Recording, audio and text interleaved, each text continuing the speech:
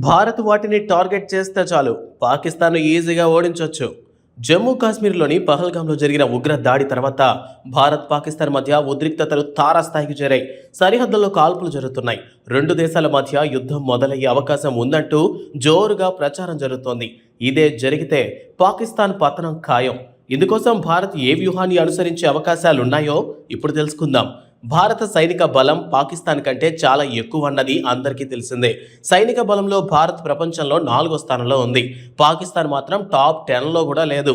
నిపుణుల అభిప్రాయం ప్రకారం యుద్ధం వస్తే భారత సైన్యం ముందుగా పాకిస్తాన్ వైమానిక దళంపై దాడి చేసి దాన్ని నిర్వీర్యం చేయాలంటున్నారు. దీనికోసం పాకిస్తాన్ని ధ్వంసం చేయాల్సి ఉంటుందట.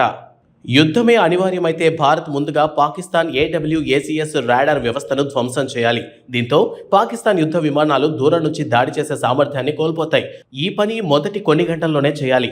ఏడబ్ల్యూఏసీఎస్ వ్యవస్థ ధ్వంసమైతే పాకిస్తాన్ వైమానిక దళం, నౌకాదళం పాక్ సైన్యంతో సమన్వయం చేసుకోవడం కష్టం అవుతోంది. పాకిస్తాన్ వైమానిక దళం దగ్గర స్వీడన్కు చెందిన శాబ్ ఎలక్ట్రానిక్ డిఫెన్స్ సిస్టమ్ కంపెనీ అభివృద్ధి చేసిన శాబ్ 2000 ఏరియే ఏడబ్ల్యూఏసీఎస్ రాడార్ వ్యవస్థ ఉంది.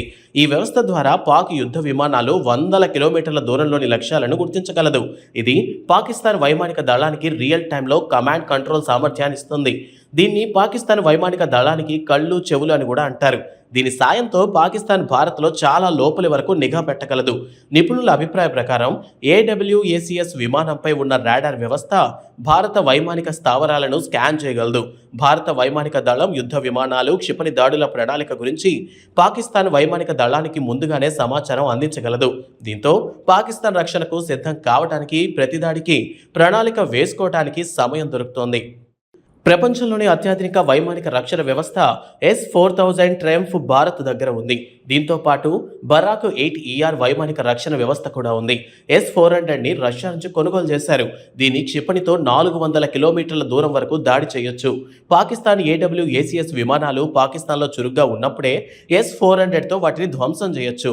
బరాక్ 8ER S-400 ట్రయంఫ్లు భారత్కు పాకిస్తాన్లోని ముఖ్యమైన లక్ష్యాలను ఆ దేశంలో ఉండగానే ధ్వంసం చేసే సామర్థ్యాన్ని ఇచ్చాయి. ఇలా చేస్తే భారత వైమానిక దళం పాకిస్తాన్ వైమానిక స్థావరంలోనికి చొచ్చుకుపోయి వ్యూహాత్మక సైనిక లక్ష్యాలను ధ్వంసం చేయగలదు. భారత్ అధునాతన వైమానిక రక్షణ వ్యవస్థలు పాకిస్తాన్ ప్రతిదాడి సామర్థ్యాన్ని చాలా వరకు తగ్గించగలవు. దీంతో భారత యుద్ధ విమానాలకు ముప్పు తప్పుతుంది. పాకిస్తాన్ వైమానిక దళాన్ని కుప్పకూల్చే వ్యూహం ఇదే. భారత్ S-400 సాయంతో శాబ్ 2000 ఐరిస్ వ్యవస్థను ధ్వంసం చేస్తే పాకిస్తాన్ వైమానిక దళం పనికి రాకుండా పోతుంది. పూర్తిగా భూమిపై ఉన్న రాడార్లపై ఆధారపడాల్సి వస్తోంది. కఠినమైన పర్వత ప్రాంతాల్లో భూమిపై ఉన్న రాడార్లలో పెద్దగా ఉపయోగం ఉండదు. దీంతో భారత్ లోపలి ప్రాంతాలపై దాడి చేసే పాకిస్తాన్ వైమానిక దళం సామర్థ్యం తగ్గుతుంది. మరోవైపు భారత వైమానిక దళ విమానాలు సులభంగా పాకిస్తాన్లోకి వెళ్లి వ్యూహాత్మక స్థావరాలను ధ్వంసం చేయగలవు. ఉద్రిక్తతలు పెరగడంతో భారత్ తన S-400 ఇతర వైమానిక రక్షణ వ్యవస్థలను అప్రమత్తంగా ఉంచింది. S-400 రాడార్లు చాలా శక్తివంతమైనవి. వీటితో మొత్తం పాకిస్తాన్పై నిఘా పెట్టొచ్చు. పాకిస్తాన్ ఏ వైమానిక స్థావరం నుంచైనా ఏడబ్ల్యూఏసీఎస్ విమానం లేదా ఇతర యుద్ధ విమానం గాల్లోకి లేస్తే దాని గురించి తెలుసుకోవచ్చు. ఏడబ్ల్యూఏసీఎస్ విమానాలు పరిమాణంలో పెద్దవి, యుద్ధ విమానాల కంటే తక్కువ చురుగ్గా ఉంటాయి. వీటి వేగం తక్కువ, అందుకే వీటిని గాల్లోకి దూరం నుంచి దాడి చేసే క్షిపణులతో ధ్వంసం చేయొచ్చు. భారత్ S-400 వ్యవస్థ ఈ పని చేయడానికి సిద్ధంగా ఉంది.